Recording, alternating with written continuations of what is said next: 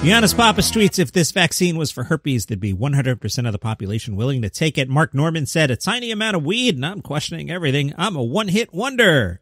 Think about it. Sam Morrill, if your barbershop doesn't have a soccer game on, you're about to overpay for a haircut. Adam Sandler, you're gonna kill me. Hey, remember I told you about Steve Buscemi's fireside chat with Steve Buscemi? Apparently, at the end of it, Adam broke into song. You'll find it at time marker 2 hours, 8 minutes. I tweeted this and posted it to facebook.com/Daily Comedy News and the Twitter at DCNPod on Christmas Eve around, 10:30 in the morning if you want to skip right to it. Adam Sandler surprised Steve Buscemi by performing a new song he wrote about him and the characters he's played, which included lyrics like, now I've never attempted to do a Sandler here. Let me see how I can do.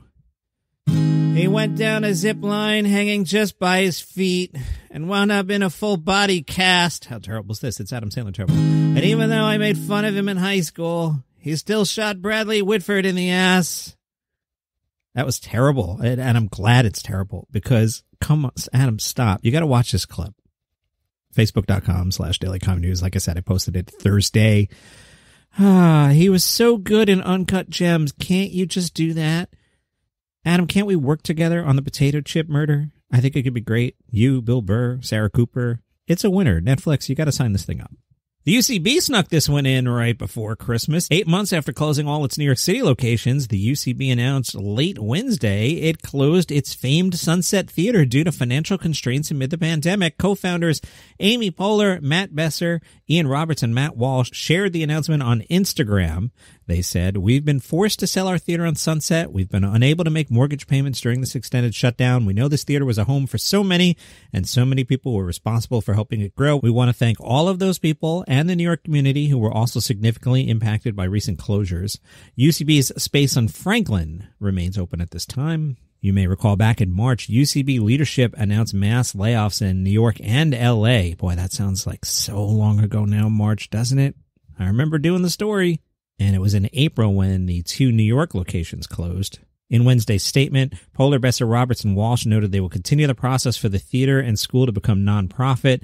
UCB also plans to hire a diversity, equity, and inclusion consultant in 2021 to work alongside Project Rethink, which is a think tank consisting of diverse veteran House UCB performers whose goal will be to develop a plan to restructure and reform the theater and school. The New Yorker caught up with Julio Torres and talked about some of his unmade sketches. In one, a man goes to heaven and discovers that the angels act like birds, building nests and eating in terrifying beaky thrusts. Another was an infomercial for a miniature staircase that people can put next to their ears at night so that their dreams can come out and dance to prevent headaches. Speaking about his unnamed pieces, Torres told The New Yorker, I have mourned every loss, but the ones that made it to air were strange and fanciful enough to earn him a cult following. One of those, Papyrus, in which Ryan Gosling plays a man haunted by the fact that the movie Avatar used the papyrus font for its logo. That is bizarre. This caught my eye from Paste magazine. Comedy clubs running during the pandemic is an industry-wide failure. The author here pulled no punches. The setup here is, you may recall, Brian Regan caught COVID and had to cancel some shows. Well, the writer said, hopefully Regan recovers in full. It's not victim shaming to take the news as a stark reminder that no safety precautions can make indoor comedy safe right now. In fact, it's crucial to ask what lessons can be learned. In the 2 weeks leading up to his diagnosis, Brian Regan headlined at 2 clubs in 2 cities, Funny Bone in Des Moines and the Improv in Kansas City. And his publicist said she had no idea when Brian was exposed, and it may have been far away from those clubs. The writer says the fact he was exposed, which means his audiences and sports staffs were plausibly exposed too, as well as everyone they came in contact with. Neither club has made any public announcement about Regan's diagnosis, according to this article. Funny Bone hasn't responded to their inquiries. The Improv's general manager told them that, of course, the club notified everyone who's at those shows. Although the writer says one attendee contacted over Instagram said the message was the first she had heard of Brian Regan's diagnosis and that her friend who bought the tickets hadn't heard anything from the Improv. The writer asked about a photo Regan took with fans at the club. The club owner said Regan didn't do any meet and greet, so the photo might have been taken somewhere else. The writer says, I was unable to reach that Instagram user, but I'll note that a July photo tagged at the club features the same doorway. The writer suggests that clubs put more effort into preventing customers and comics who again have been traveling across the country, that's in caps, from fraternizing after shows. Instagram brings us many photos of a maskless Brian Regan posing with comedians at different clubs around the country. Consider the light-handed treatment Brian Regan. I feel bad that we're piling on specifically Brian Regan here. I'm just reading the article to you. Consider the light-handed treatment Brian Regan received in the months leading up to his infection. An August interview in the Charlotte Observer focused on whether he was nervous to perform for small crowds in intimate venues, not because of the deadly virus, but because he's used to filling theaters. An interview that same month with the St. Louis Post-Dispatch dwelled on the same subject. So did a Des Moines Register piece in November, which made a point of endorsing Funny Bone's safety measures, which are selling tickets by party, temperature checks, and a recommendation that audiences wear masks where seated. An interview earlier this month with Florida Weekly, updated since his diagnosis, warmly described Regan's plan to visit his 92-year-old mother after his shows. The writer doubles down here. The next paragraph starts with, more, if you insist.